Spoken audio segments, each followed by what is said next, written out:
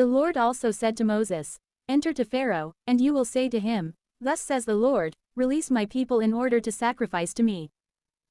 But if you are not willing to release them, behold, I will strike all your coasts with frogs. And the river will seethe with frogs, which will go up and enter into your house, and your bedroom, and upon your bed, and into the houses of your servants and your people, and into your ovens, and into the remains of your foods. And to you, and to your people, and to all your servants, the frogs will enter." And the Lord said to Moses, "Say to Aaron, extend your hand over the rivers, and also over the streams and the marshes, and bring forth frogs over the land of Egypt." And Aaron extended his hand over the waters of Egypt, and the frogs came up and covered the land of Egypt. Then the sorcerers also, by their incantations, did similarly, and they brought forth frogs upon the land of Egypt. But Pharaoh called Moses and Aaron, and he said to them, "Pray to the Lord, so as to take away the frogs from me and from my people. And I will release the people, so as to sacrifice to the Lord."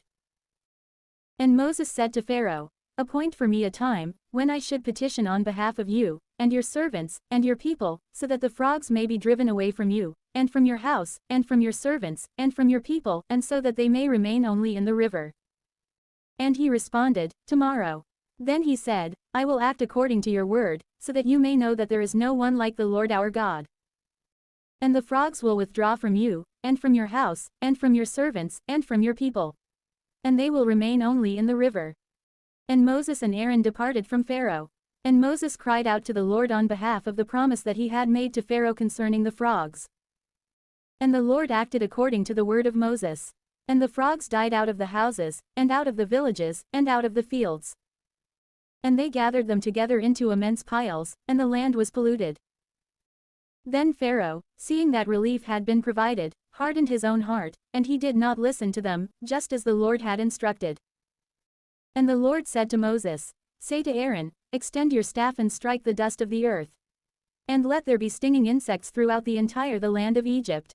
And they did so. And Aaron extended his hand, holding the staff, and he struck the dust of the earth, and there came stinging insects upon men and upon beasts. All the dust of the earth was turned into stinging insects through all the land of Egypt.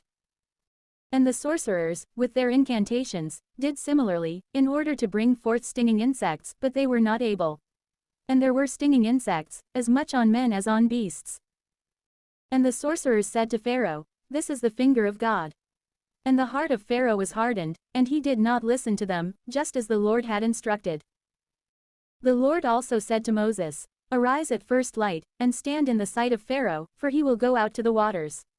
And you will say to him, 'Thus says the Lord, release my people to sacrifice to me.' But if you will not release them, behold, I will send upon you, and upon your servants, and upon your people, and into your houses, divers kinds of flies. And the houses of the Egyptians will be filled with divers kinds of flies, as well as the whole land in which they will be. And in that day, I will cause a miracle in the land of Goshen, where my people are, so that flies will not be there. And you will know that I am the Lord in the midst of the earth. And I will set a division between my people and your people. Tomorrow this sign will be." And the Lord did so. And there came very grievous flies into the houses of Pharaoh and of his servants, and into all the land of Egypt. And the land was polluted, in this way, by the flies.